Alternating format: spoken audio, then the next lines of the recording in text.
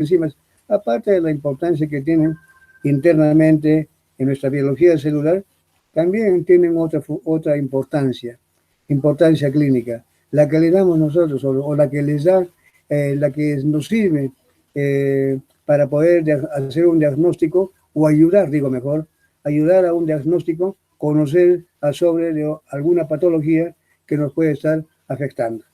Eso es importante. Y de eso vamos a hablar, como siempre hacemos, y esto es algo que siempre debemos de poner en todas las prácticas, en todas las sesiones, no solamente en prácticas, sino también en teoría, las competencias. Es decir, aquello que una vez terminada esa sesión o todo el curso, ustedes están competentes, están en la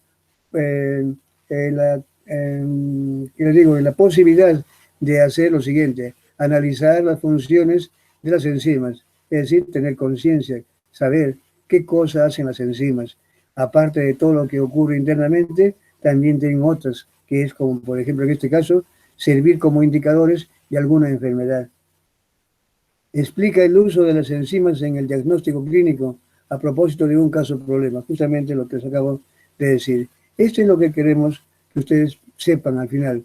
Al final de todo el curso y de esta reunión, ustedes prácticamente van a tener una clara idea, una imagen de qué cosas son las enzimas, qué cosas es lo que hacen dentro y además qué otra aplicación se le puede dar, al menos en el campo clínico. Sirven como indicadores, no todas, algunas lógicamente. El caso problema que se ha elegido acá para ustedes a manera de poderles orientar, dirigir hacia ese aspecto sobre la importancia clínica que tienen las enzimas, se ha elegido un tema relacionado. Dice, es un varón de 62 años que acude a un centro extrahospitalario de urgencias por dolor centro torácico de carácter opresivo irradiado a mandíbula de más de 1 hora de duración, que no se modifica con los movimientos y se acompaña de ligera sudoración. Ante esto, el médico procede a hacer la administración de nitroglicerina sublingual. Ya sabemos para qué se usa la nitroglicerina, qué cosa es lo que hace, de eso vamos a discutir. ¿Y por qué tenía ese malestar? También acá hay una serie de términos que ustedes no les vamos a exigir porque no estamos trabajando para médicos, solamente algunos términos que así está el caso clínico. Dice acá, de carácter opresivo irradiado a mandíbula de más de 1 hora de duración, que no se modificaba con los movimientos y se acompaña de ligera sudoración. Ya está indicando algo eso, ese malestar. Ante esto, el médico procedió a hacer una administración de nitroglicerina sublingual, calmando el dolor al poco tiempo. Luego dice, a la anamnesis se constató, o sea, lo que le van preguntando, le van sacando, a ver qué cosa, dice, se constató que no es alérgico a ningún medicamento. Le preguntaron si alguna vez ha tenido alergia, le dijo que no. No le dijeron si fumaba, él dijo que sí, fumador activo. ¿Desde qué edad? Dijo que desde los 16 años, sería muy joven, con 2 cajetillas diarias aproximadamente, ya es demasiado. Tuvo como antecedentes hipertensión, todo eso le van preguntando, que sí, había tenido antecedentes de hipertensión arterial, a tratamiento con enalapril, 20 miligramos por día, diabetes tipo 2 de larga evolución, con tratamiento con antidiabéticos oral, metformina y glimeripira, hipertrofia benigna de próstata, problemas ya para orinar o para miccionar. En la exploración física se objetiva una presión arterial de 80-60. Lo normal sabemos que es 120-80. Acá está un poquito bajo. Bueno, debería ser en todo caso bajar los dos, pero acá se ha invertido, ¿no? 80-60. Prácticamente ha bajado mucho la 180, 120, 180, pero está bajo. Hay una ligera hipotensión, pero, como digo, no es eso indicador. Temperatura de 36 grados centígrados, es 37. Acá estaba, como dicen ustedes, aquí hablaba arriba de una sudoración. Pensé, estaba un poquito por debajo. Saturación de oxígeno 89, bueno, 95, 92, por ahí está un poquito abajo. Dice, la auscultación cardíaca es rítmica con un soplo sistólico de grado 2 a 4, o sea, normalmente dice 2, ese 2, por si acaso, eso no es para ustedes, pero a veces alguien dice, ¿qué dice 2, 6? Es un grado 2, o sea que eso, de acuerdo al soplo o a la intensidad, está clasificado de 1, 2, 3, 4, 5, 6 grados, o sea, entonces está en tipo, o sea, en una escala de 6, de 1 a 6, estaba en el 2. Eso quiere decir, en foco aórtico. Resto de exploración normal. En el electrocardiograma se objetiva elevación del ST, son las ondas que se dan, que se van encontrando acá también, igualito de tipo 2, de 3, igualito son que si es en el ventrículo izquierdo, en la parte inferior, o sea, ya más que todo viene eso ya es una interpretación que lo hacen los médicos, los clínicos, nosotros no tenemos por qué meternos en eso. Lo cierto es que aquí hay un problema cardíaco, hay un soplo cardíaco y aquí hay alteración de todas estas constantes, estos parámetros que están indicando algo que no está muy bien marchando a nivel del miocardio. Eso es lo que tienen ustedes que tener en cuenta. No nos detengamos a hacer eso porque eso no nos incumbe, ya que no somos médicos, ¿cierto? Bien, aquí, el paciente se remite al servicio de urgencia de su hospital de referencia.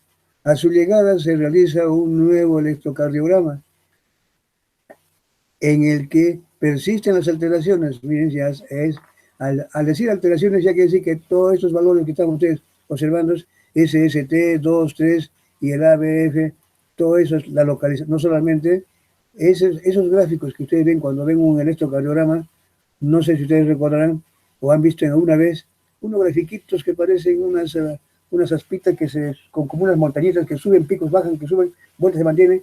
Esos piquitos, esos son lo que se observa y que los cardiólogos lógicamente lo interpretan y saben qué grado, cómo se ha expandido o se ha achicado la onda hacia abajo, hacia arriba y en qué localidad está, si es el ventrículo, generalmente es el izquierdo, pero en qué zona, la alta o la baja. Todo eso indican estos valores, por si acaso. El resultado de la investigación laboratorial reveló creatina quinasa total 47 miligramos por decilitro. Hay algunos que lo expresan en microgramos o unidades. Aquí está en miligramos por ciento, o sea, por decilitro. Creatina quinasa MB, la que es del miocardio, porque hay tres, la BB, la MB y la MM. Aquí está la MB, la del cerebro, la del miocardio, en 5 miligramos. Y la troponina T, 13.4 nanogramos por mililitro. Los valores de creatina quinasa normales, en total, normalmente debe ser, miren acá, si hablamos de miligramos, en mujeres de 5 a 1 y en hombres es de 0,7 a 1,2. Eso es lo que realmente está. Y como aquí tenemos, miren, el valor está de 47. Debió ser máximo 1,2. Está elevadísimo, ya ustedes pueden darse cuenta. Eso yo les he puesto para que ustedes tengan una idea de por qué. Entonces ya hay una alteración aquí. Y la troponina, valor normal de troponina está de 0 a 0,04 nanogramos. El paciente no debe haber. Y miren acá, 13.4 nanogramos por mililitro. Esto ya está indicando una normalidad. Esta es una proteína y esto es una enzima. Estos son marcadores que están indicando daño en cierta región. Por lo tanto, este paciente, ese malestar y esos problemas que ya comienza a mostrar o que ha mostrado cuando acude a estos centros de salud, ya están refiriendo de que algo malo está pasando a nivel de su miocardio. Por la condición del paciente, dice, se le somete a una angioplastía coronaria con implante de stent en la ADAE. Luego fue remitido a la unidad de cuidados intensivos. Estas son terminologías que ustedes no tienen por qué saberlo. Eso ya para los especialistas, para los médicos allá. Para observación y reevaluación. Durante la breve internación en el UCI, no hubo recurrencia de dolor torácico ni alteraciones hemodinámicas, de modo que el paciente fue dado de alta. Ya prácticamente con esa angioplastía, prácticamente ya mejoraron, pero ahorita vamos a ver qué era esa angioplastía coronaria con implante. Lo que hacían es realmente mejorarle simplemente su cavidad, su luz de la arteria o de las arterias. Bien, las bases bioquímicas, uso de las enzimas en el diagnóstico. Como les dije hace un momento, aparte de las funciones que las enzimas tienen, la principal función de las enzimas es catalizar una reacción. ¿Y cómo lo hacen esto? Simplemente uniéndose al sustrato, formando el complejo enzima-sustrato y luego generando el producto. Y la enzima nuevamente se puede volver a reutilizar muchas veces. Eso da unas características muy particulares a las enzimas. ¿Cuáles son esas características o propiedades? Primero, que las proteínas son enzimas. Todo lo que se ha hablado de las enzimas, de las proteínas, perdón, también se puede traducir, trasvasar, si hablamos así, a las enzimas. Y por ejemplo, yo les digo, una solución de una enzima, les voy a decir, a ver, creatina quinasa, o una solución de elastasa, son enzimas. Absorbe luz a 280 nanómetros. Ustedes comienzan a pensar, ¿cómo se da? No lo he leído en ningún sitio. No hay necesidad de leer, simplemente ustedes dicen, bueno, a mí me nos han dicho que en el primer capítulo que todas las proteínas absorben luz a 280 nanómetros. Muy bien. Si yo digo una solución de pepsina, ¿qué es la pepsina? Una proteína. ¿Absorberá luz si la pongo en solución? ¿Sí? ¿Por qué? Porque es una proteína. Yo digo, una solución de una proteína, a ver, X, voy a poner una enzima. Le pongo la creatina quinasa. ¿Se mueve en un campo eléctrico? Claro que tiene que moverse. ¿Por qué? Porque es una proteína. ¿Tiene puntos eléctricos? Sí, ¿por qué? Porque es una proteína. Si yo la pongo en presencia de un agente desnaturalizante como el etanol, detergentes, no funciona. ¿Por qué? Porque se habrá desnaturalizado. ¿Y por qué se desnaturaliza? Porque las enzimas son proteínas. Es decir, todo lo que hemos hablado de las proteínas exactamente puede ser transcritas, traducidas también, o sea, llevadas para una enzima, simplemente haciendo alusión a esto. Es decir, las enzimas son proteínas. La característica de acelerar una reacción. Otra característica es de que estas no se consumen durante el proceso que catalizan, se vuelven a reutilizar. Por lo tanto, eso mismo, si no se reutilizan, no habrá necesidades de incrementar grandes cantidades o que las células tengan que tener grandes cantidades de enzimas para garantizar una reacción normal. Cantidades pequeñas, reguladas perfectamente, son suficientes para poder mantener la biología celular en una perfecta armonía, ya que esas se pueden reutilizar varias veces. ¿Hasta cuándo, me dirán ustedes? ¿Cuántas veces se pueden utilizar o reutilizar? Bueno, eso depende de cada enzima. Hay enzimas que pueden tener una vida media de días, otras pueden tener incluso hasta de meses. Mayormente son días, ¿no? Días o máximo un mes. Después estas son recambiadas. Inmediatamente todas las proteínas que tenemos continuamente, unas con una vida media más larga, otra vida más corta, pero ninguna es eterna. Con la que nacemos vamos a morir, no. Estas continuamente se están recambiando. Las proteínas y las enzimas también envejecen. ¿Cómo es esto que envejecen? Ese envejecimiento yo lo puedo decir, bueno, se traduce con algunos cambios, algunas modificaciones. Tanto han trabajado que también comienzan a sufrir algunos cambios, algunas oxidaciones. De repente por ahí vino un radical libre, ya le está oxidando en algún lugar, en algún residuo, o de repente vino una enzima hidroxilasa, la hidroxiló, o la metiló, la hidroximetiló. Esas alteraciones, esas oxidaciones, esos puntos de metilaciones, ya son un indicador. La enzima cada vez se va haciendo menos eficiente. Y además no solamente que es menos eficiente, sino que ya comienza a hacerse diferenciar. Y un sistema vigilante da cuenta de eso, la retira e inmediatamente da orden para que a nivel de gen se exprese esa misma enzima y en la misma cantidad para que pueda reemplazar aquella que acaba de salir en determinado lugar. Y así tenemos ese recambio continuamente. Unas mueren más rápido, o son sacadas de circulación más rápida, otras permanecen más tiempo, pero ninguna es indefinida. Eso es para tener en cuenta. Otra característica de las enzimas es de que, bueno, son proteínas, no se consumen, eh, eh, pueden reutilizarse varias veces. Otra es de que disminuyen la energía de activación. ¿Qué quiere decir eso? Que disminuyen la energía de activación. Simplemente que facilitan la reacción. ¿Cómo es que facilitan? Disminuyendo la energía de activación. ¿Qué es energía de activación? Es la energía que los sustratos tienen que ganar o que vencer, en otro sentido, vencer para convertirse en producto. Esa es la energía de activación, es una energía, por más que veamos un producto fácil de convertirse en sustrato. Por ejemplo, yo, imaginémonos una persona, y yo soy el sustrato y me encuentro en la azotea de mi casa. En la azotea hay una barandita ahí, el parapeto, ¿cierto? No está el techo ahí, hay una fila de pared que sigue, más o menos me cubre hasta la cintura, muy bien. Esa es la azotea. Me encuentro en el tercer piso. Yo, de arriba hacia abajo, es muy fácil.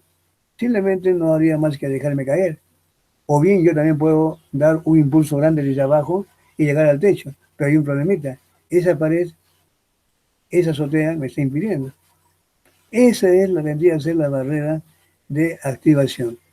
Si yo estoy solo, pues tengo que para estar si estoy en el tercer piso, a pesar de fácil hacerme caer, yo tengo esa barandita. ¿Qué hago? Me tengo que armar de valor, hablando así en esa forma figurativa, y ganar energía, dar un salto grande, subirme a la puntita, a la barandita y dejarme caer. He tenido que, para llegar al producto abajo, tengo que primero saltar, pasar por esa barrera que se me pone, esa fila de pared que tengo, esa pared que está ahí. Bien, eso es energía de activación. Si yo voy de abajo y quiero llegar a la azotea, tengo que saltar un poquito más, darme más impulso, no solamente la que voy a tener cuando tengo que estar de abajo hacia arriba en el techo, sino que además tengo que todavía que saltar ese poquito más para llegar a la pared ahí de la azotea y luego brincar al techo. Y si es el techo hacia abajo, tengo que brincar primero esa pared y hacia abajo. Esa pared, esa es la misma de ida y de vuelta. Bien, si yo estoy solo, pues realmente eso es lo que tengo que saltar. Esa es la energía que tengo que vencer, o la energía que tengo que ganar para llegar hasta allá arribita, al puntito de la pared, esa de esa azotea. ¿Qué pasa si yo estoy acompañado de brazo con la enzima? El sustrato, cuando está unido a la enzima, ya tiene otra forma. Una cosa es verme a mí solito, otra cosa es acompañado con alguien, con la señora enzima que estoy allí, y para suerte es que cuando vengo con la enzima, esa pared ya no es tan alta. Para eso tengo otro lugar, donde la pared es más bajita, solamente en lugar de ser una altura de casi 80 centímetros, ahora me la han bajado solamente a 10 centímetros. Levanto el pie, pues yo estoy arriba y me lanzo hacia abajo. O de abajo hacia arriba ya tengo menos, eso me han disminuido.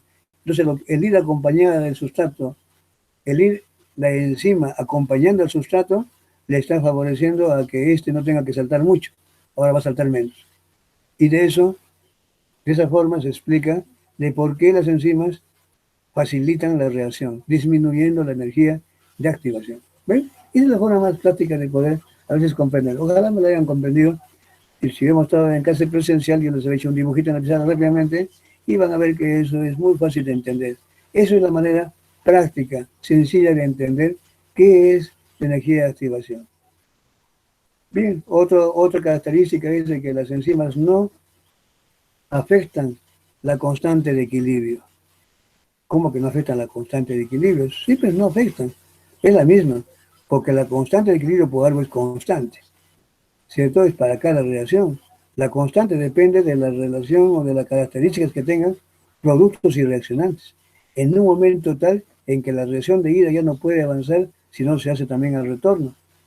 De repente yo pongo una cantidad determinada de sustrato. Por ejemplo, pongo 100. Pongo 100 y si no le pongo sustrato, perdón, si no le pongo la enzima, es probable que ocurra la reacción. pero yo pongo, por ejemplo, 100 de sustrato, y a la hora comienzo a ver si hay producto, y se formó un producto. A las 2 horas veo que se formaron otro más, y encuentro dos. De 100 va bajando a 98 y se van formando 2, 3, 4. De repente veo en la tarde, y en la tarde ya habían pasado como algo de 7 horas, y observo que se han convertido en 10 de producto. Veo al día siguiente y quedo con 10 de producto. Veo a los 3 días 10 de producto y le quedan de reaccionantes 90. Entonces, ya quiere decir que en la tarde, es decir, después de 7 horas, ya alcancé el equilibrio. Ya no aumenta para un lado ni para el otro, ya se mantuvo el. ¿Cómo encuentro el equilibrio? Dividiendo 10 entre 90. 10 entre 90 dividido y es una constante. ¿Qué tal si a esa situación yo le pongo la enzima? La proporción 10 a 90 la encuentro en una fracción de segundo y no tengo que estar esperando 10 horas. Eso es para una enzima. Para otras puede ser que, por ejemplo, la proporción productos y reaccionantes, por ejemplo, sea 80 a 20. Muy bien, 80 a 20. Si no le pongo la enzima, de repente ese 80 a 20 la puedo encontrar en un día. Si le pongo la enzima, la encuentro en una fracción de segundo. Pero sigue siendo esa proporción. Es decir, las enzimas no afectan la constante de equilibrio, solo hacen que ese equilibrio sea logrado en un tiempo mucho más breve. Eso no explica el hecho de que las enzimas favorezcan la reacción. Lo que explica de que las enzimas aceleran la reacción es lo primero que dije. ¿Cuál? Disminuyendo la energía de activación. Y la otra característica, ya para pasar a otra cosa, es de que las enzimas son específicas. Específicas porque las enzimas solamente reconocen a un sustrato o grupo de sustratos perfectamente identificados. No pueden reaccionar con cualquiera. Por eso es algo específico. Si yo hablo de una enzima glucosa oxidasa, pues quiere decir que va a oxidar a la glucosa. Si yo le pongo la lactosa que se parece, la galactosa o la manosa que se parece en algo, no, simplemente no la reconoce. Salvo hay otras enzimas que al menos pueden reconocer cierto parentesco, por ejemplo una exoquinasa, que la vamos a hablar conmigo mismo cuando yo entre a hablar de metabolismo de carbohidratos. La exoquinasa es una enzima que fosforila a la glucosa, pero también lo pueden hacer, también puede fosforilar a otros monosacáridos muy parecidos, aldosas como tipo de manosa y galactosa, pero ninguno más. Pero los igualitos no, lo hace con diferente grado de afinidad. Y ahí entra a tallar lo que se llama ya las KM, que también de repente ustedes ya lo han escuchado hablar. Pueden trabajar sobre un grupo reducido de sustratos estrechamente relacionados, pero lo hacen con un cierto grado de diferencia en cuanto a su KM, su afinidad. Pero lo cierto es que las enzimas reconocen de manera específica a un sustrato o grupos de sustrato muy, muy cercanos. Cualquier otro no puede ser. A eso se refiere la especificidad. Y de eso también hay una pregunta, creo que al final, para donde ustedes tienen que hablar de ello. Bien, miren, aquí eso es ya las características. Como tenemos un tiempito, me estoy gastando algo para que ustedes puedan tener una idea general de las enzimas. Bueno, de todo esto que se ha hablado en enzimas, solamente en teoría, aquí vamos a siempre, ahora sí, adentrarnos a lo que es el uso clínico de las enzimas. ¿Qué importancia tienen? Ustedes saben muy bien de que las enzimas, es cierto lo que acabo de decirles, son biocatalizadores. Estas son las que aceleran, hacen posible que todas nuestras reacciones bioquímicas, las que nos caracterizan como seres vivos, a todos nuestros órganos, tejidos y células, individualmente incluso, todos, allí se encuentran enzimas haciendo posible una serie de mecanismos bioquímicos. Pues bien, pero hay algunas enzimas que se caracterizan por estar localizados en ciertos tejidos más que en otros. No todas, hay unas que son universales, se encuentran en todas los tejidos. y que solamente se encuentran en ese sitio. Otros, en cambio, no. Otros solo tienen la capacidad de estar de preferencia localizados. Hay unas enzimas que están, es cierto, que están en otros tejidos, pero más localizadas en el cerebro. Hay otras enzimas que se encuentran mayormente localizadas en el miocardio, otros a nivel de pulmones, otros a nivel de páncreas, otros a nivel de hígado, otros a nivel de tejido adiposo, otros a nivel de riñón o tejido muscular. Es decir, hay enzimas que sí tienen cierta preferencia de localización, de ubicación. Y cuando ocurre un daño en estos tejidos, una enzima que sabemos normalmente está presente, o una isoenzima, o una de los ¿qué podríamos decir? De los miembros de una familia de proteínas que sabemos que está presente es casi exclusivamente en el cerebro. ¿Qué hace en la circulación? La única explicación de que ha habido un daño a ese nivel.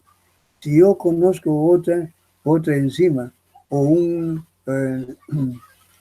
un miembro de una familia de enzimas que se encuentra normalmente en el riñón y la encuentro en circulación, ¿cuál sería para ustedes una explicación? Ha tenido que haber un daño. Se ha roto algo de aquí para que salga por circulación y la encontremos cuando no debería estar ahí.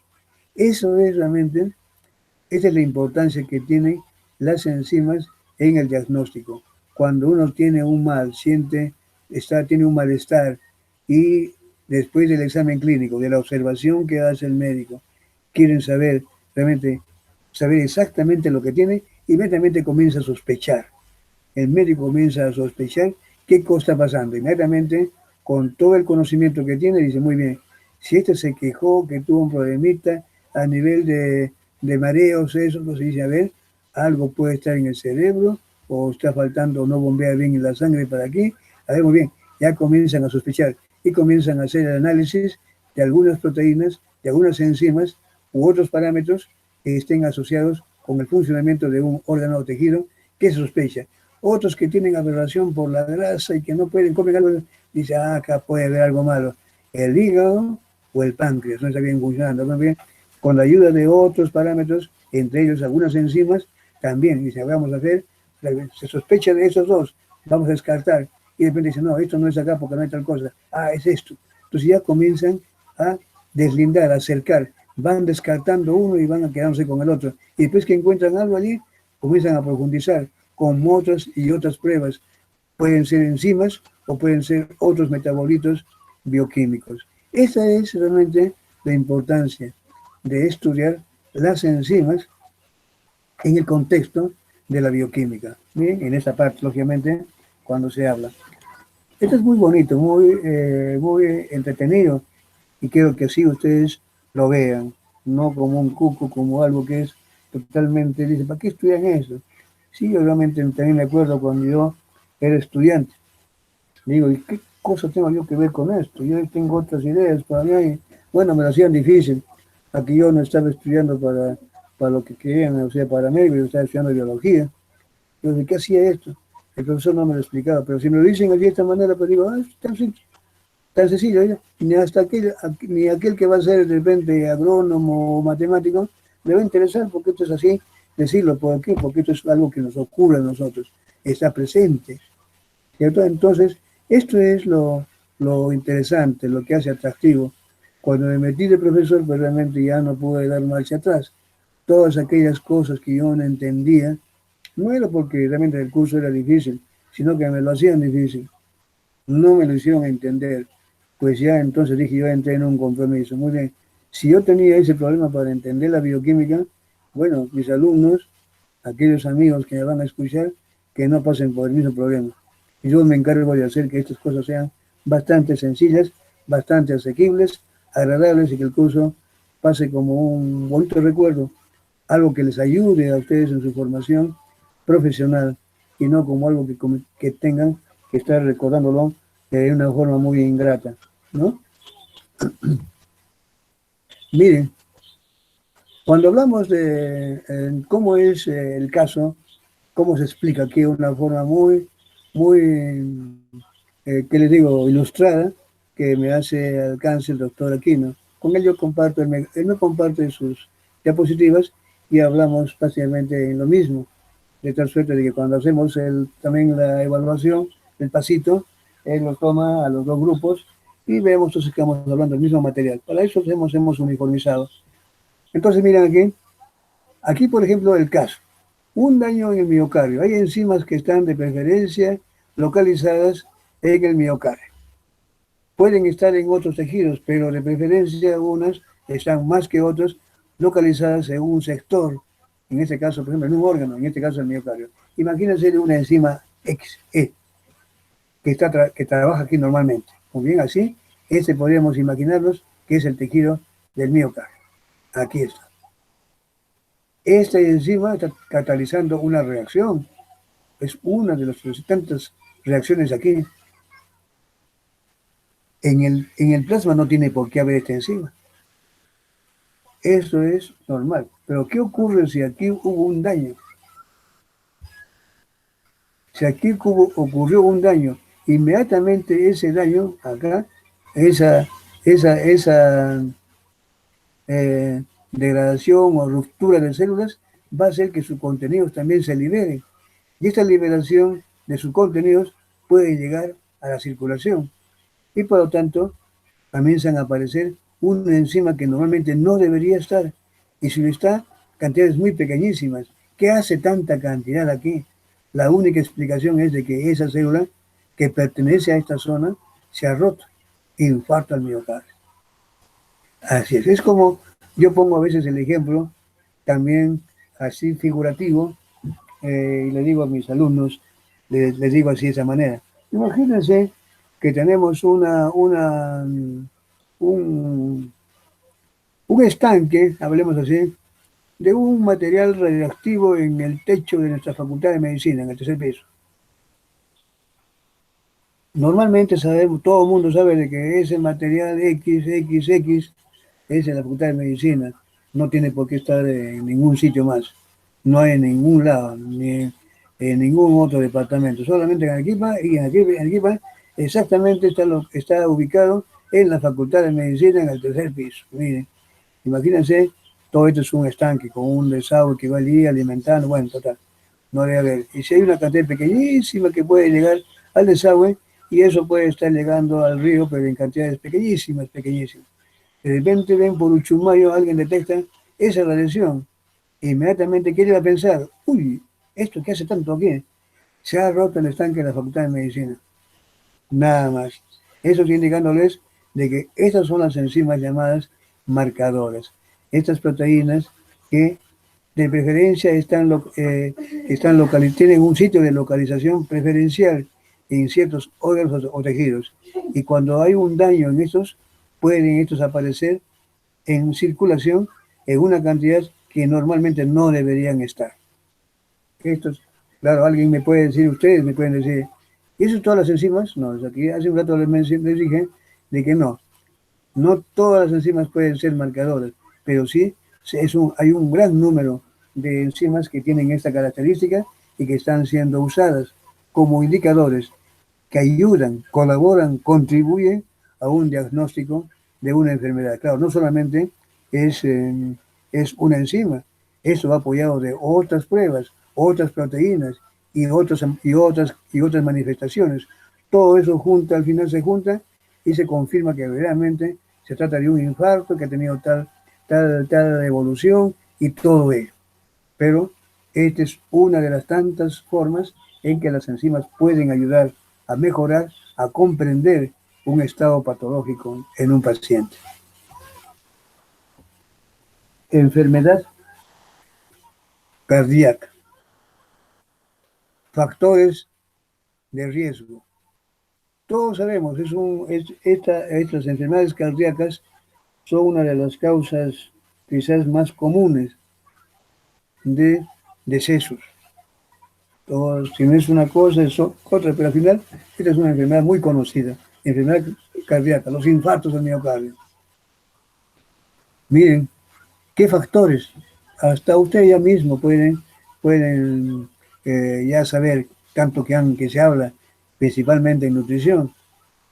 Dicen las dislipidemias. ¿Qué es una dislipidemia? es una alteración en el perfil lipídico. ¿Ya? Cuando ustedes escuchen esta palabra de repente más adelante, en su capítulo de metabolismo de lípidos, las dislipidemias, pues las dislipidemias no son sino alteraciones del perfil lipídico. Es decir, cuando hablamos de cuánto tenemos de colesterol, tanto por ciento, cuánto de triglicéridos, tanto por ciento, LDL colesterol, HDL colesterol, todos estos son lípidos que normalmente están presentes en nuestro plasma sanguíneo. Pero de repente comenzamos a manifestar allí algunos cambios. Este valor que debería estar en 200, ahora está en 300. Este valor que debería estar en 45 ha bajado a 20. Ahí hay una alteración. Eso es una dislipidemia.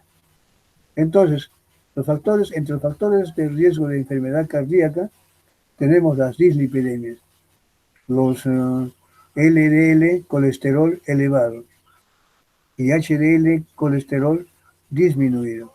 Miren, por si acaso hay una palabrita ahí, les adelanto acá. Cuando hablamos de LDL colesterol y HDL-colesterol, yo una vez pregunté, ¿qué es HDL colesterol? ¿Y saben qué me respondieron? Son las lipoproteínas de alta densidad. ¿Y qué es LDL colesterol? Son las lipoproteínas de baja densidad. Yo no he dicho LDL, ni solamente he dicho HDL, he dicho LDL colesterol, que es muy diferente a decir LDL. He dicho HDL colesterol y no he dicho HDL. Si digo que es HDL, hay muy bien. Digo proteína de alta densidad. ¿Y qué es LDL? Digo proteína de baja densidad. ¿Qué es VLDL? Digo proteína de muy baja densidad. Ya, muy bien. Pero si le pongo la barrita guión colesterol, cambió la cosa. ¿Qué cosa es LDL colesterol? El colesterol que está presente en las LDL. Y si yo digo HDL colesterol, es el colesterol que está presente en las HDL. ¿Cómo se determina? ¿Cómo yo podría determinar el LDL colesterol?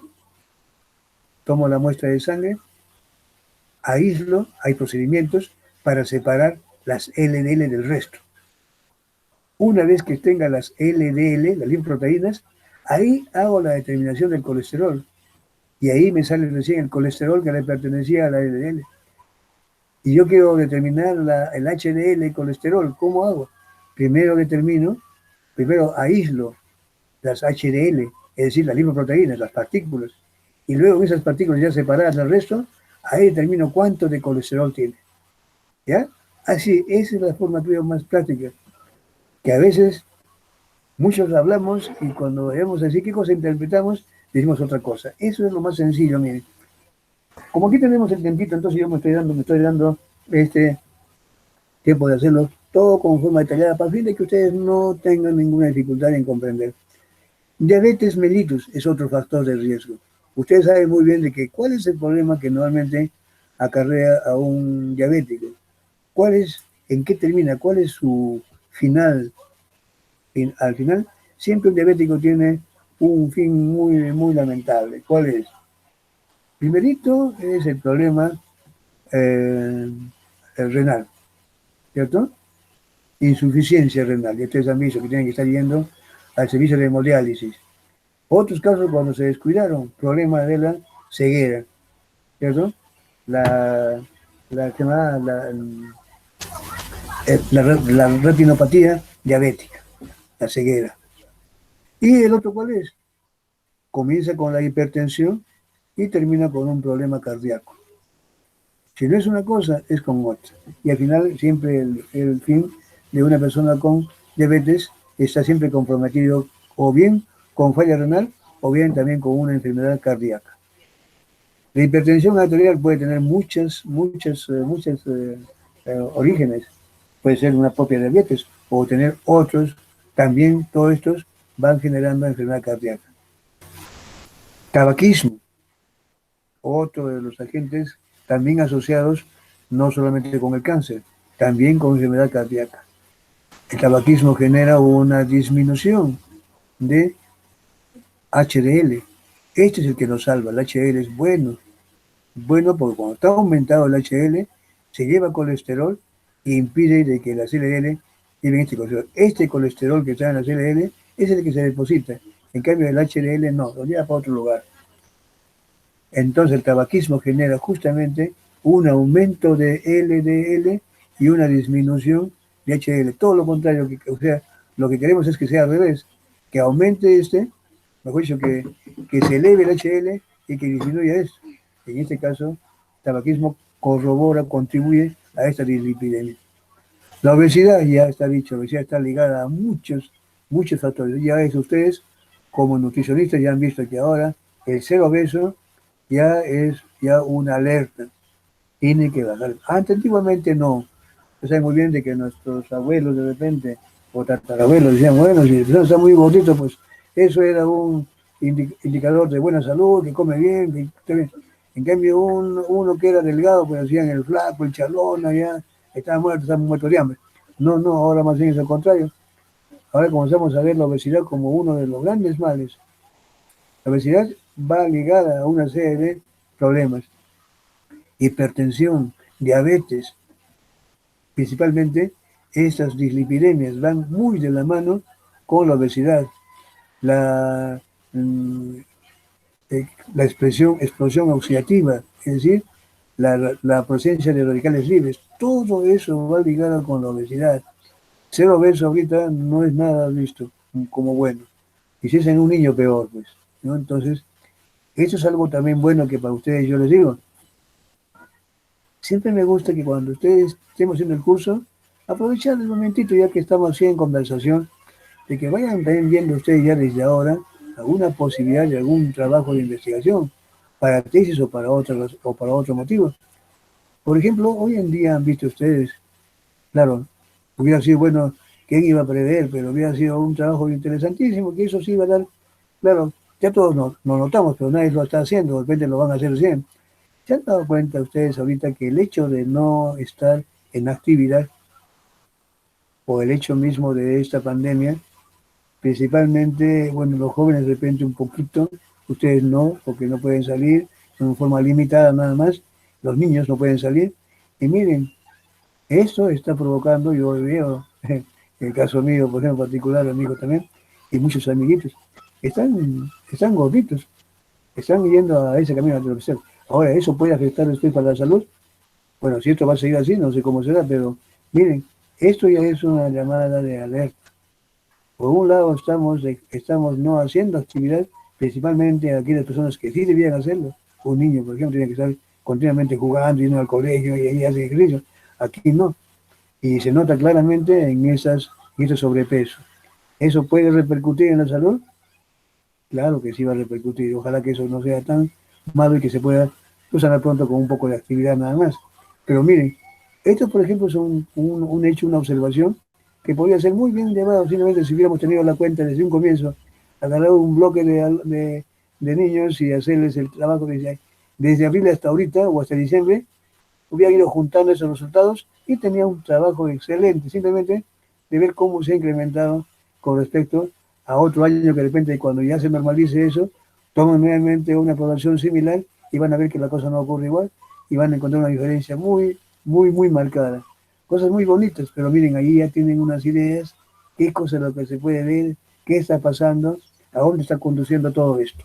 ¿Ven? Siempre hay motivo para todo. El sedentarismo, como dije, miren, obesidad está íntimamente ligada al sedentarismo y todo esto conduce a enfermedades o problemas cardíacos. Historia familiar de enfermedad coronaria, esto sí, lógicamente. Una persona que ha tenido algún familiar con problemas de miocardio es posible que también esté afectado. Hay un componente genético siempre. No se sepa, que no sepa cuál exactamente, pero sí hay. Principalmente si es diabético, principalmente diabetes tipo 2, ¿no? Las arritmias, insuficiencia cardíaca, la trombosis también son factores que de una forma u otra pueden llevar a afectar un problema cardíaco. ¿Cómo se prevé? ¿Cuál es la prevención? Dieta mediterránea con énfasis en vegetales, frutas y cereales. Hacer actividad física. Dejar de fumar. Moderación en el alcohol. Porque decirle que no tome es casi imposible. ¿no? Ahí no, dice, no debes tomar alcohol, bueno, siempre hay un compromiso, pero moderadamente. Evaluación, pues, por ejemplo, alguien dice, bueno, siempre, pues si a alguien no le gusta, pues no, simplemente no toma. Pero, por ejemplo, el alcohol, en algunos casos, por ejemplo, el vino de mesa, que antiguamente nuestros abuelos no, no poco fumaban o fumaban, pero sí tenían una, un hábito de tener en la mesa su vino, y un vino después de la comida era digestivo, bien y mejoraba. No se daban la borrachera, simplemente tomaban un vasito y nada más, y todos hacían lo mismo, y seguían la dieta, la siesta que decían, después al trabajo, al campo, si es que estaban en chacra. Ese era eran hábitos. Tomaron alcohol, pero de forma moderada. Evaluación médica cada cierto tiempo, tratamiento de factores de riesgo. Conforme, esto mayormente, esta evaluación médica debe hacerse más si hay una sospecha que tiene algún antecedente familiar, o bien cuando uno ya está avanzado en edad y ya comenzaba a sentir ciertos malestares, es bueno acudir al médico. O al seguro, en este caso si tenemos seguro. Síntomas. La angina.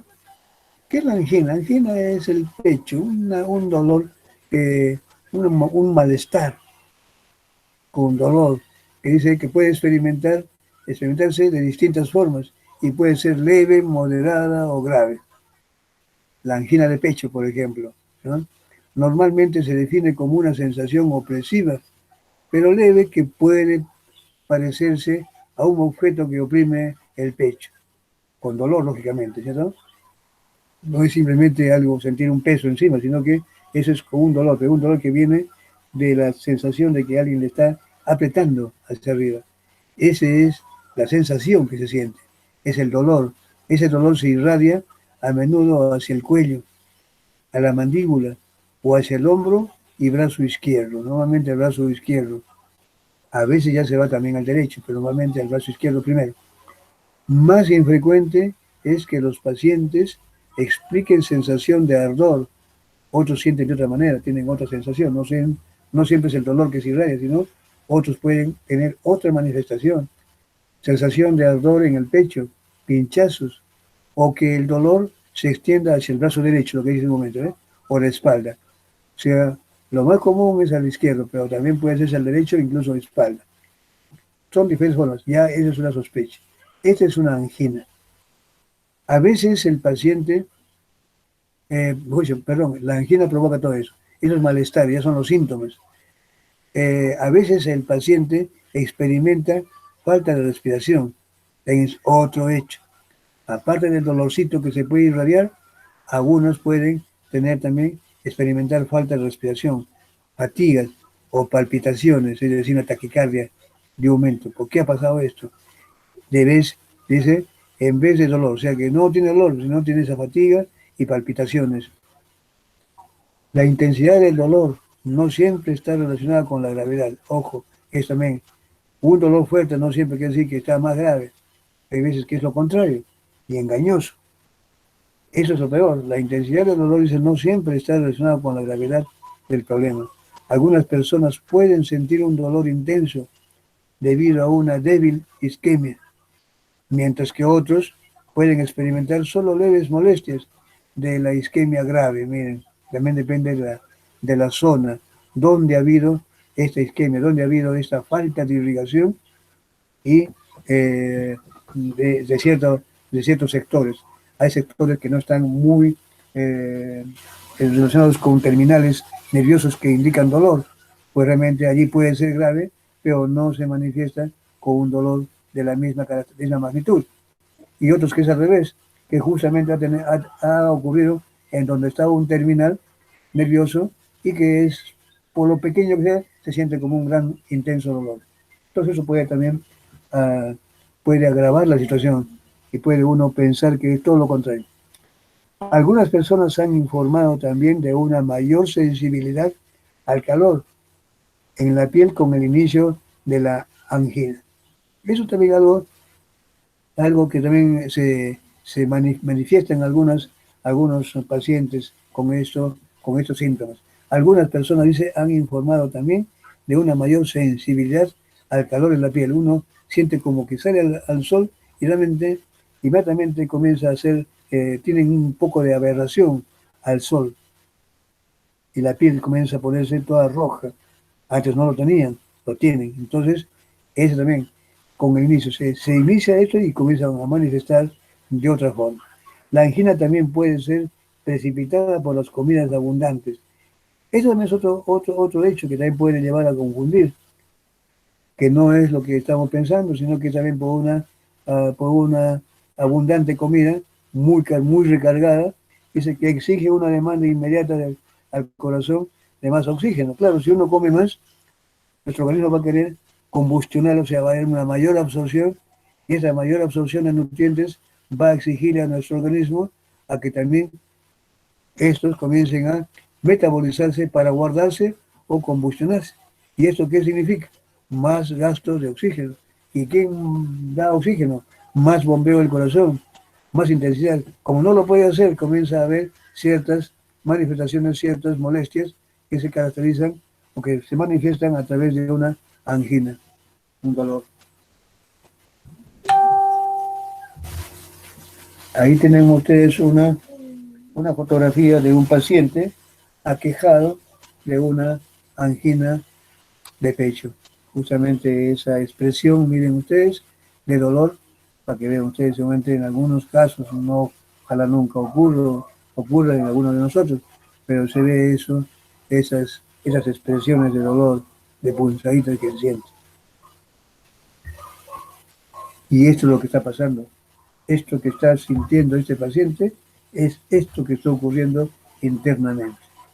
Ha habido algo aquí dentro, en su miocardio, una zona que está dejando de ser irrigada. Y si no hay irrigación, no hay llegada de nutrientes y lo más importante, no hay llegada de oxígeno. Y si no hay oxígeno y no hay nutrientes, ¿qué ocurre con estas células?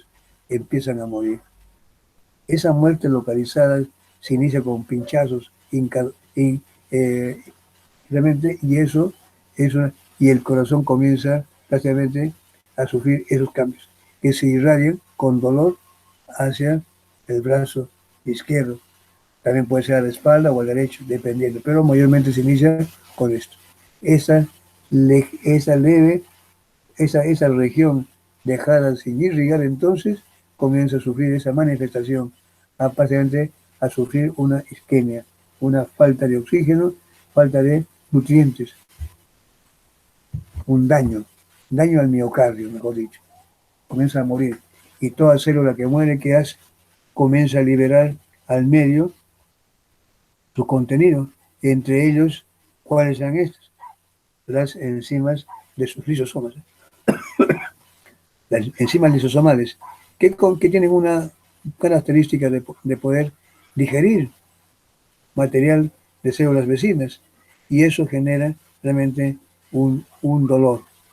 Esa muerte, claro, es una muerte muy pequeña, pero comienza a aumentar si es que no se toman las previsiones del caso. Dice acá, ¿y por qué ocurre esto? ¿Por qué hay esa muerte de este sector? ¿Por qué se necrosa este sector del corazón o una región pequeña o que se puede exponenciar a más grande? ¿Por qué? Y deja de funcionar. Porque no le está llegando la suficiente irrigación, no hay sangre, no hay oxígeno. Y si no hay oxígeno, pues realmente muere. ¿Y qué es lo que ha provocado eso?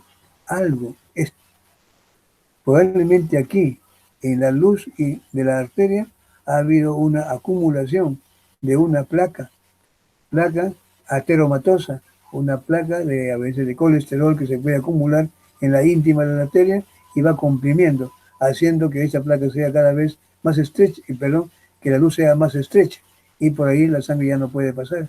Y si pasa, se pueden romper los hematíes. Y se rompe, se forma un coagulito que va a taponear las arterias más pequeñas, dejando sin irrigar el resto. Acá dice, la acumulación de placa en la arteria coronaria bloquea el flujo de sangre y oxígeno hacia el corazón. Esta es la arteria coronaria. Cuando hablamos de arteria coronaria nos estamos refiriendo a la arteria que lleva sangre al propio corazón. Miren, El corazón bombea sangre para todo el resto, pero también se bombea a sí mismo. Hay una pequeña cantidad de sangre, una cantidad de sangre que irriga toda y cada una de las células que constituyen todo este órgano. Lo demás reenvía al resto del organismo, pero eso no quiere decir que, no, que el propio corazón también se está irrigando a sí mismo. Y si esta es la arteria coronaria, si esta se taponea, pues realmente desabastece de contenido de sangre dependiendo de dónde ha ocurrido. Si ocurrió en este sitio, ocurrió más adelante, ocurrió desde un comienzo. Muy bueno, eso pues deja desabastecer una gran zona.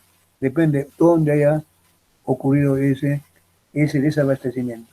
Aquí se muestra, por ejemplo, esta arteria, en la parte A, la arteria sana, donde se ve ahí el flujo de sangre es regular, los hematíes pasan con facilidad. No olvidemos que los hematíes son forma de discos que son flexibles, pueden doblarse, pueden cambiar de forma y pasar por los sitios más estrechos. Pero ¿qué pasa cuando hay una obstrucción? Aquí en la íntima de la arteria, acá está, esa es la íntima de la arteria, se ha ido acumulando material que después, claro, todo originado primero por las VLDL, el colesterol de las VLDL ha permitido que estas se introduzca el colesterol y estas comiencen a oxidarse, a provocar una acumulación. Todo esto con el conjunto de radicales libres, o sea, los famosos ROS, los peróxidos de hidrógeno, los radicales libres de oxígeno, todos estos, conjuntamente con el colesterol, comienzan a ser fagocitados y comienzan a endurecer todo esto que termina siendo la placa ateromatosa. De ser flexible estas paredes y donde los hematíes podrían pasar fácilmente, se vuelven paredes con menos luz. Miren, aquí estaba normal, pero aquí queda más estrecho. Y no solamente eso, sino que se vuelven rígidos. Al ser rígidos, los hematíes vienen a gran velocidad, se estrellan contra estos, en primer lugar, no pueden pasar y algunos se comienzan a romper. Con la ruptura ya empieza a formarse un coágulo allí, a taponear, y eso va a permitir que se pueda provocar un trombo y desabastecer totalmente una zona de alguna región del corazón o de cualquier otro sitio también, no solamente hablamos del corazón, también puede ocurrir eso a nivel del cerebro. Ya estamos hablando en ese caso de una ACV, de un accidente cerebrovascular, toma ese nombre, ¿cierto? En cambio en el corazón es un infarto. En el cerebro sería un infarto de cerebro, porque sería más que todo una ACV, se conoce con ese nombre. Bueno, eso es un término médicos, no hay problema. Bien, acá entonces vengo con ustedes, aquí es al normal y cómo se vería una arteria obstruida por el colesterol que fue depositada justamente por ¿quién? Por las LDL. Esas LDL son las responsables. Y aquí la arteria tiene una luz reducida, que ya básicamente no solamente va a aumentar la presión arterial, sino que cosa le va a hacer de que sea más estrecha, así que los hematíes se puedan estrellar contra ellos, pasen menos, con más dificultad, y aquí, al haber más estrecho, el corazón comienza a bombear más, pero realmente no logra, y aquí los hematíes se pueden romper. Al romperse ya se está liberando todos los componentes para que se pueda formar más adelante el coágulo, tamponeando aquellos pasos que son más estrechos. Si esta placa se formó más adelante, pero realmente puede dejar desabastecido gran sitio de región del corazón o del miocardio. Marcadores de daño cardíaco.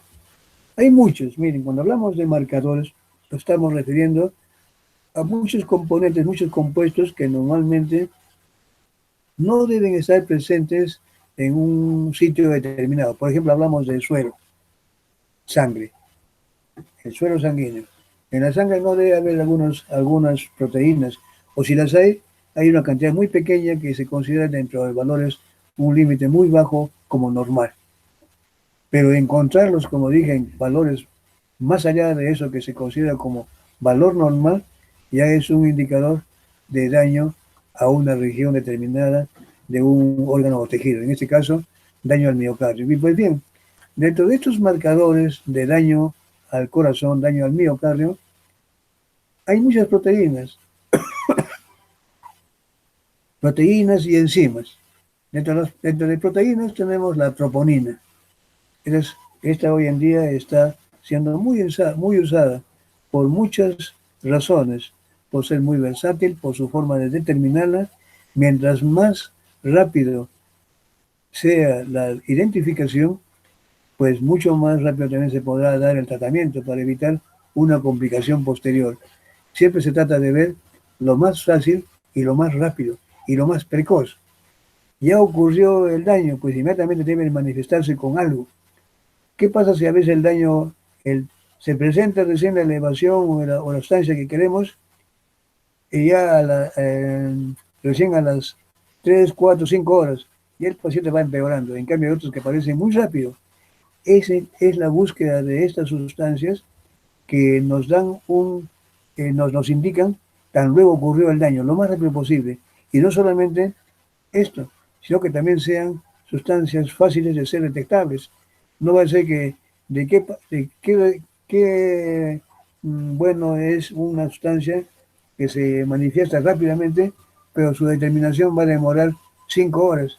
Le llevo al laboratorio hasta que tomen, hagan la determinación, le dice, sí, vengo usted mañana para su resultado. Y el paciente se murió. En cambio, hay muestras que se toman la muestra inmediatamente. En menos de 1 hora, 2 horas ya está la determinación. Eso justamente puede ayudar mucho a salvar vidas. Muy bien, dentro de este contexto existen muchas proteínas, muchos marcadores, digo mejor, sustancias que ayudan, contribuyen a demostrar que el daño está localizado en un cierto tejido o región de tejido. Aquí tenemos para el caso del daño cardíaco la troponina. La troponina, como está aquí escrito, dice, es una proteína globular de gran peso molecular y tiene 3 subunidades presentes en el sarcoplasma, o sea, en el plasma de la célula muscular del miocardio, de las fibras de los músculos estriados, es decir, del músculo cardíaco y del músculo esquelético. Se encuentra en el sarcoplasma.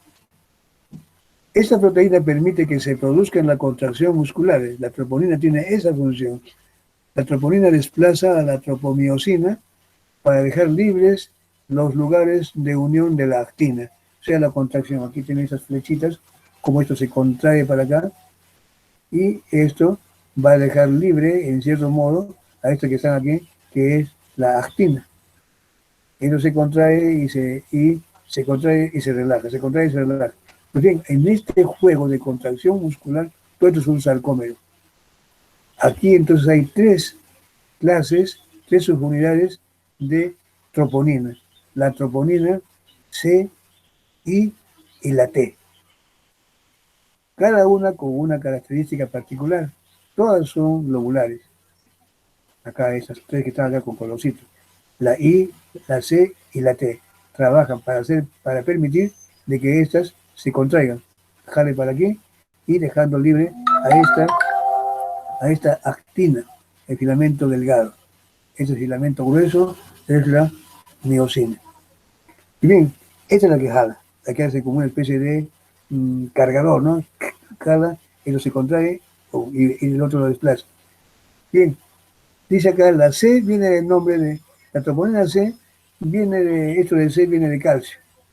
Fija calcio, ustedes saben muy bien. Aquí hay la calmodulina que está muy implicada en esa contracción que entrega calcio, justamente la troponina C, para efectos de la contracción.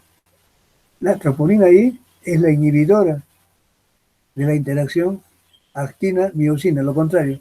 Y la troponina T es la fija, ¿no? Es la que fija. Una fija calcio, la otra hace que se una a la tropomiosina y la otra que es la que hace todo lo contrario, o sea, la que lleva al relajamiento. Entonces son 3 tipos, acá, los 3 tienen su función específica, todo es la troponina I, C, T, todos tienen que ver con el mecanismo de la contracción. Contracción, relajación, contracción, relajación.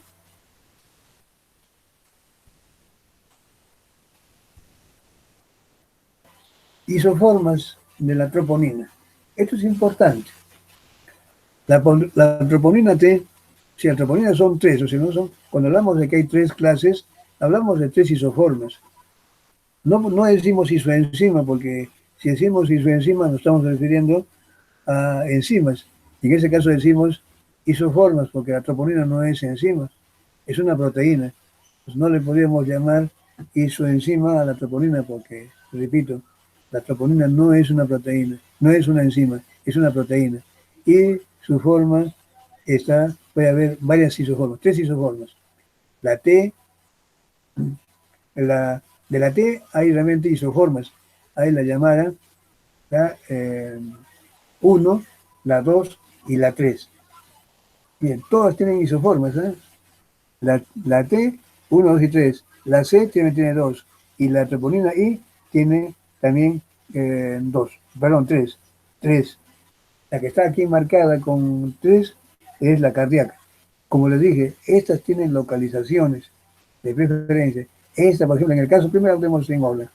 La T, de la T1, la troponina T1, presente en el músculo esquelético, de contracción lenta. La T2 está justamente marcadita, es la que está localizada en el músculo cardíaco.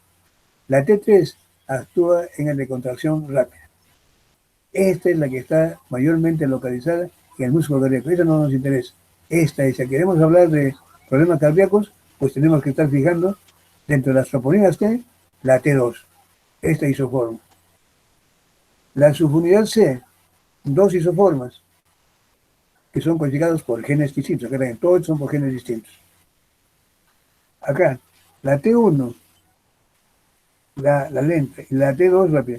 Las dos están comprometidas, o sea que esta prácticamente está difundida, entonces no sirve como un marcador exactamente la C. La troponina I, claro, digo no porque está en todos sitios, o sea que localizada en todo el músculo, en toda la región, y no habría, entonces mayormente no indica nada. En cambio, esta, por estar usada en el músculo cardíaco, esa sí sirve de marcador para un problema de infarto. La C no ayudaría mucho. Dice acá, colabora con la contracción, pero mayormente no es indicadora de un órgano o una región específica. La troponina I, sí, también tiene 3, y la 3 es la que está localizada en el músculo cardíaco. Entonces, estas, la T2 y la TI3, estas sí son las que pueden servir. En cambio, la C, la troponina C, mayormente ni la C1 ni la C2.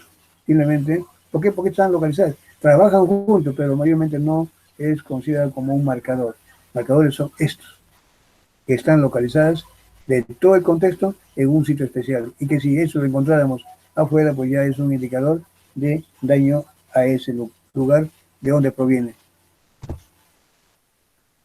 Otro, así como hablamos de la troponina, que es una proteína, y todavía hablamos de las isoformas, también hablamos de otras enzimas. Acá hablamos ya para hablar del caso de cuál es el tema de la importancia de enzimas.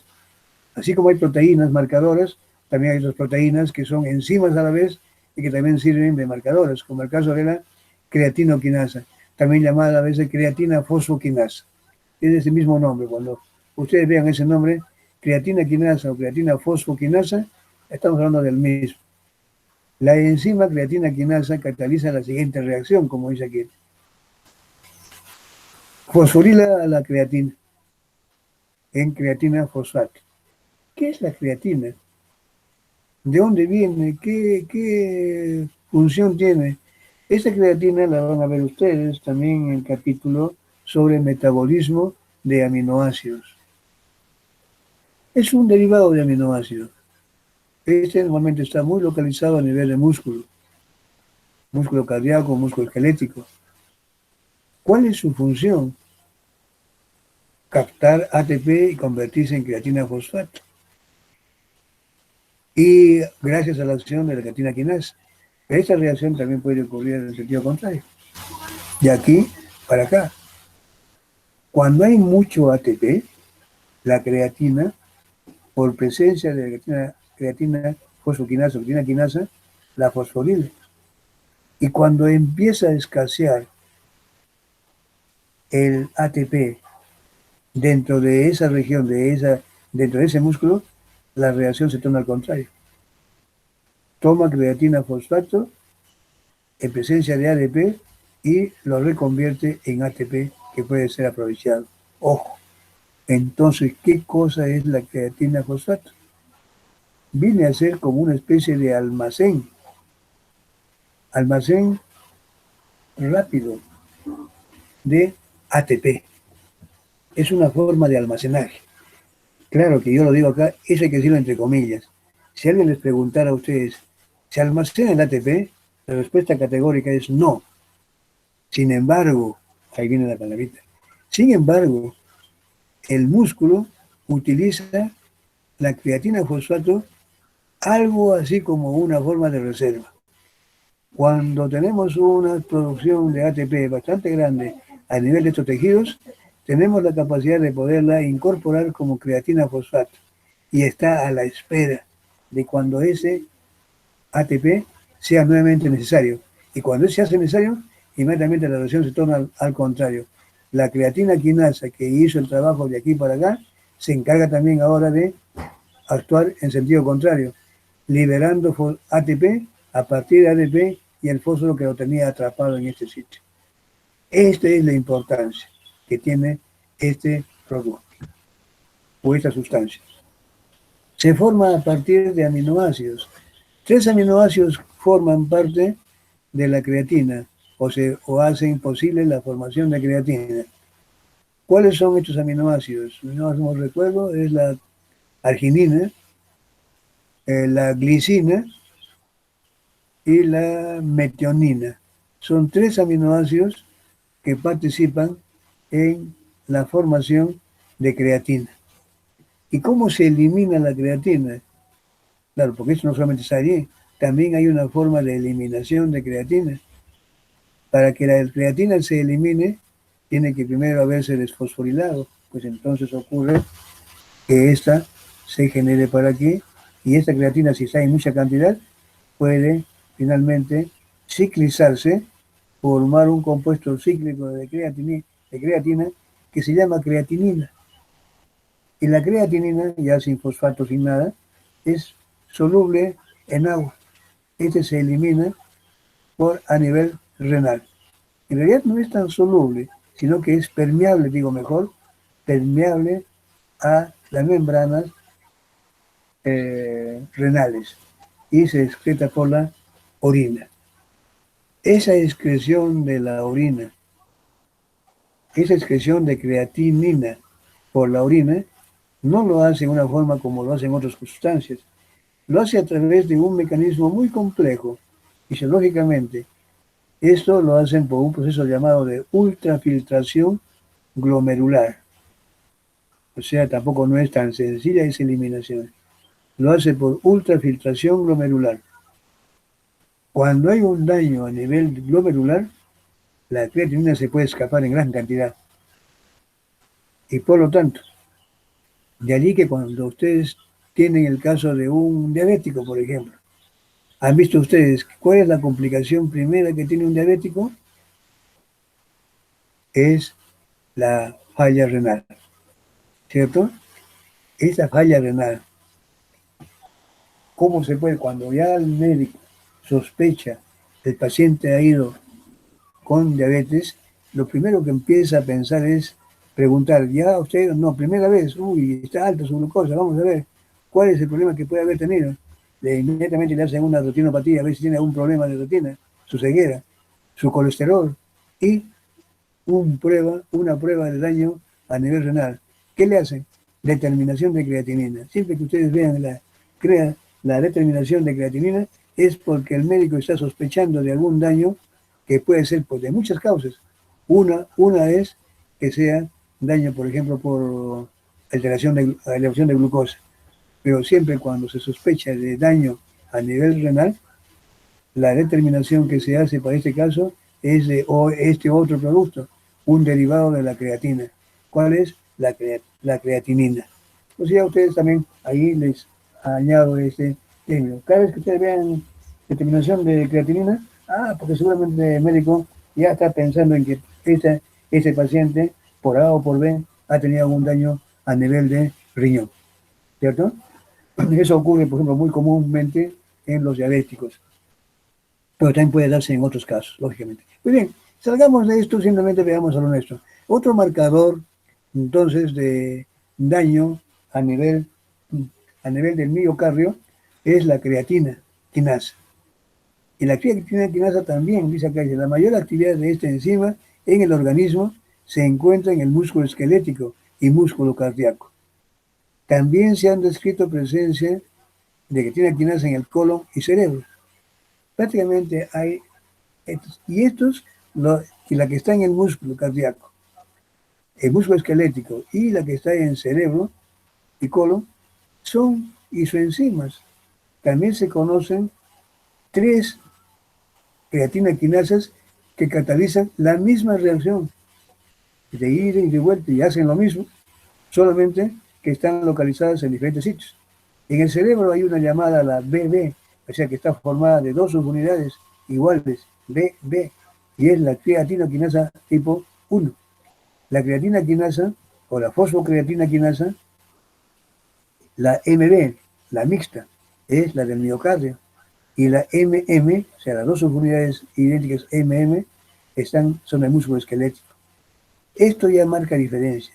Cuando hablamos de isoenzima, nos estamos refiriendo a formas moleculares diferentes de una misma enzima.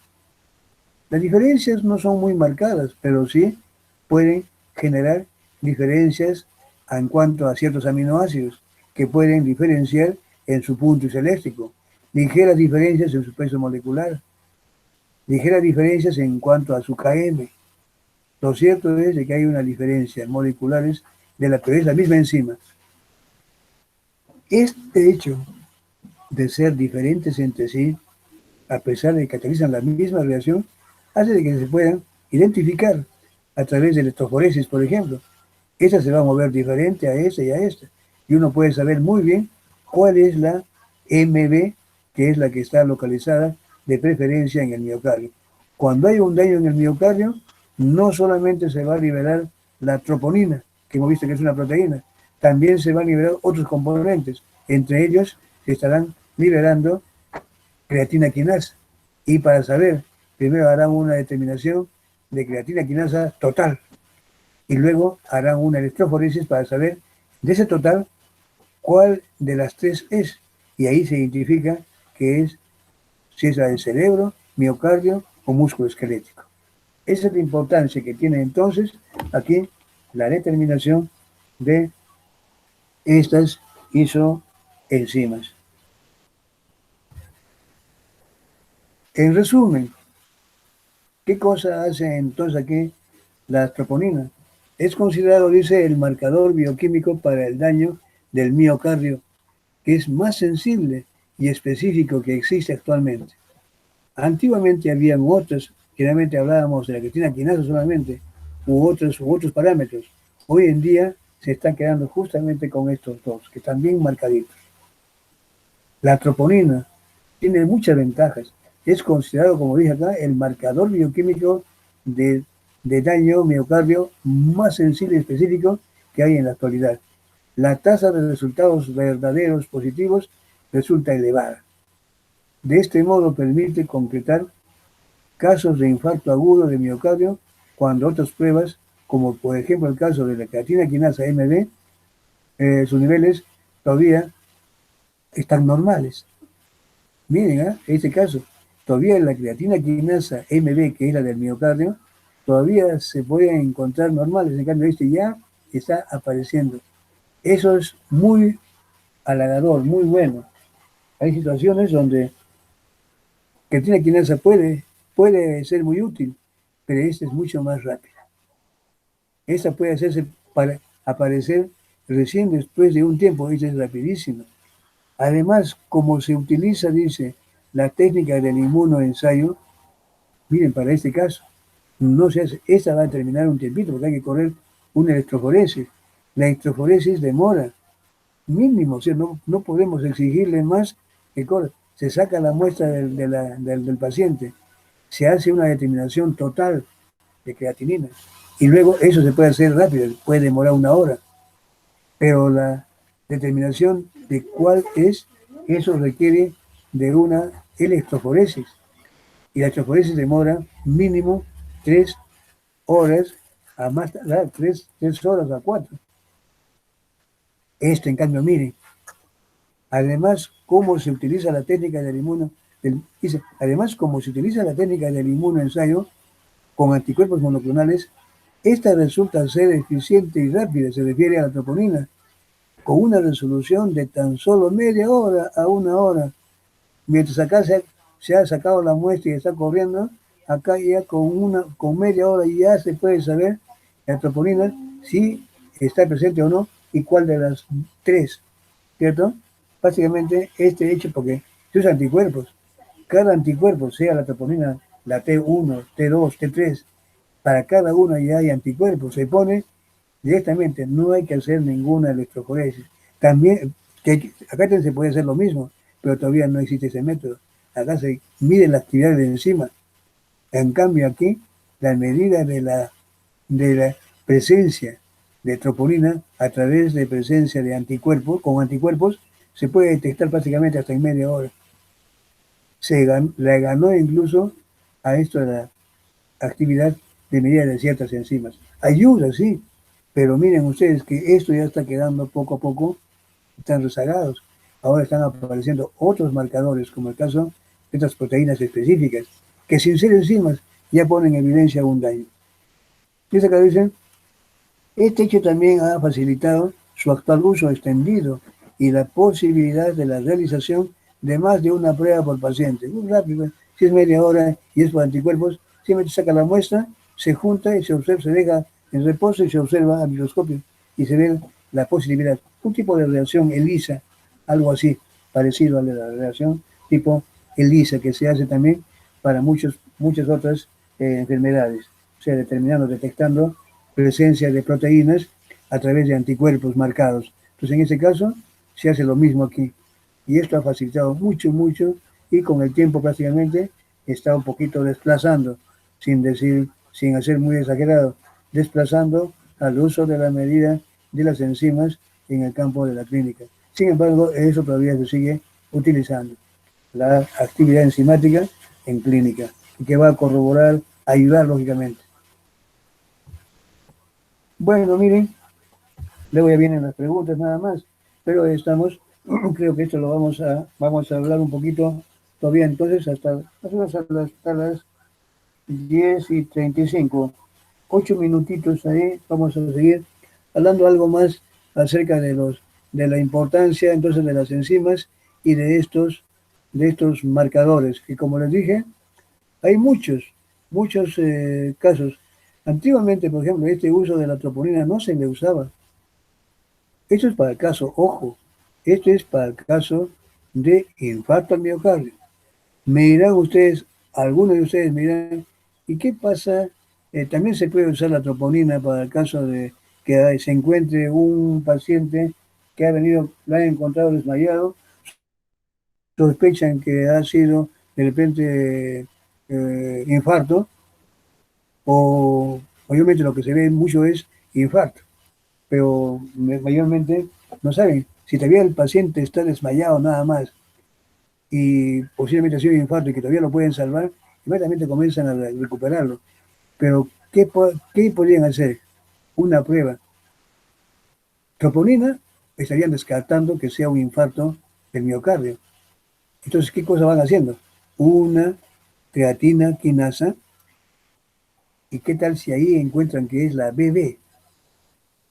Este paciente tuvo un problema, un accidente cerebrovascular, una oclusión de una arterita que irriga cierta zona del cerebro.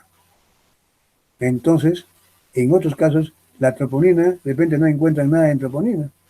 Entonces, ¿qué cosa? O sea que esa ya no serviría para el caso de poder determinar o detectar una falta, un daño a nivel de cerebro, porque ahí ya no hay troponina.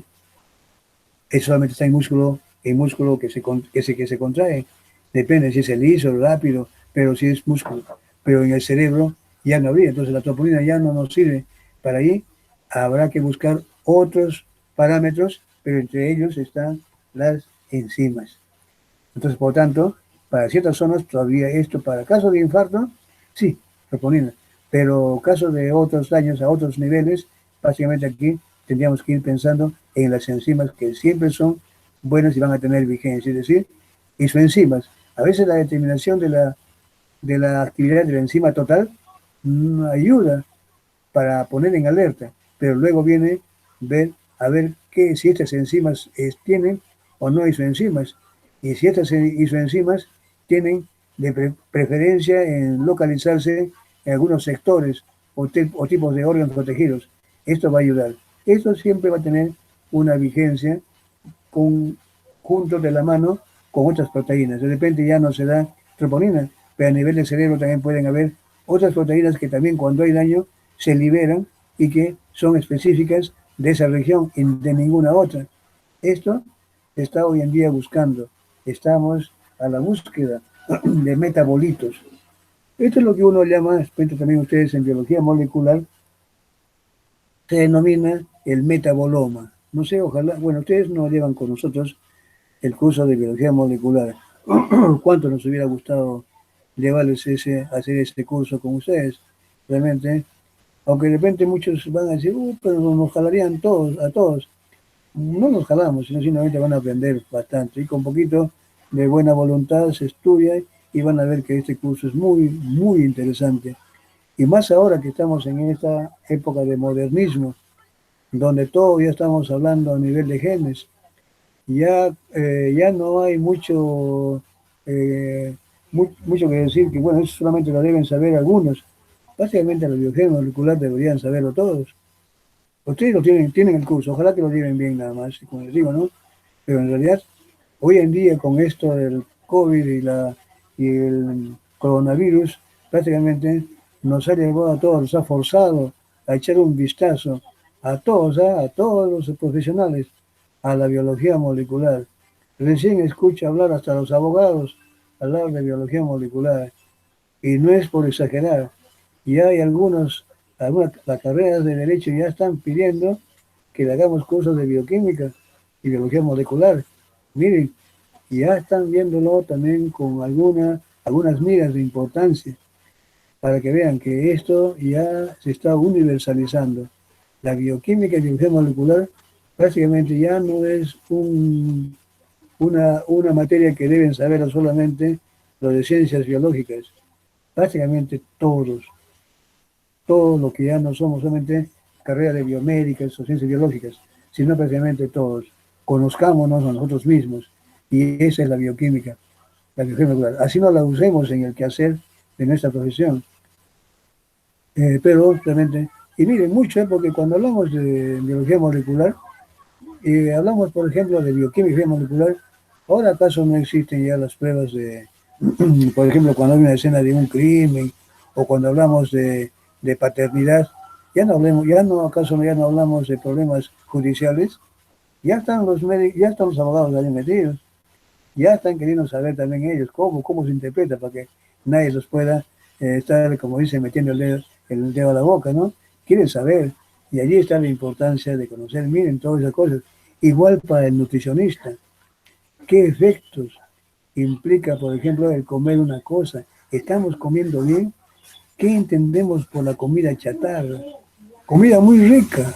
Muchos dicen chatarra, será feo. Al contrario, es la comida deliciosa que nos muestran con, con tanta pompa y con tantas figuritas ahí, los platos tan exquisitos, la comida rápida. Esa es comida chatarra. No es sentarse a comer una porción, aunque sea como dice, una sopita, luego con sus segunditos, su arroz, su papa, su estofadito por allí. Eso es comer bien. Y bien una sopa, o su ensalada por allí. Eso es comer bien. Pero cuando uno come rápido, normalmente ahora que vivimos en un mundo tan acelerado, pues básicamente estamos comiendo algo que nos llene el estómago y sigamos trabajando, pero estamos comiendo mal. Es la comida chatarra y es la que tenemos que... ¿Por qué es mala? Por muchas razones. Y ustedes, ya más que yo, están ya prácticamente más embebidos en esto porque ya deben haber llevado unos cursos, ya le están hablando de todas estas cosas y para eso están estudiando. Pero hay que tener mucho conocimiento de bioquímica, biología molecular. Miren, todos esos detalles son entonces materia de lo que ustedes van a ir aprendiendo. Aquí hacemos un paréntesis para dar una estiradita de pies hasta un cuarto para las 9. ¿Les parece? 10 minutitos. Un cuarto para las 9 reanudamos y así entonces no se cansan ni ustedes